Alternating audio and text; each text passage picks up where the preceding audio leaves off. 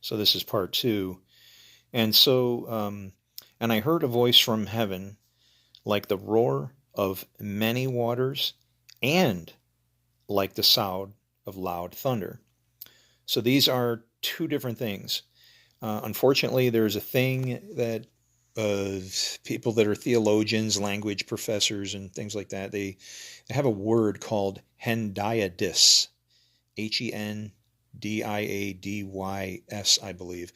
But what the word refers to is a language situation where you have two words that mean nearly the same thing and they're connected by the word and. So I could say like, uh, warm and cozy, right? Something like that. But that word and that, uh, to take the structure of the language in that context is not always applicable. Not always applicable.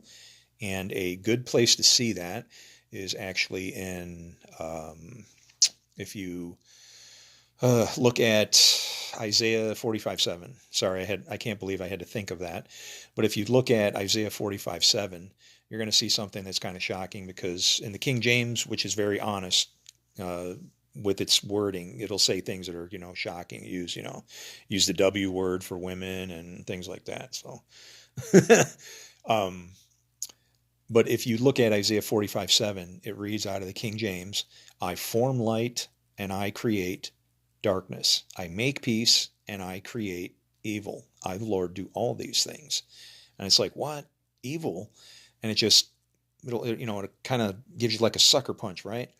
I would say turn the other cheek. Let them hit you again. Because what's going on here is that although they seem to be like a hendiacal, is that a word? I don't know, situation. Guess what? They are not the same thing.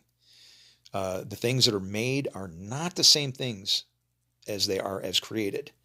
And the things that are formed are not anything like the things that are created. Everything is created first and then it's formed and made. So evil and darkness created. Formed and made, that would be light formed, peace made.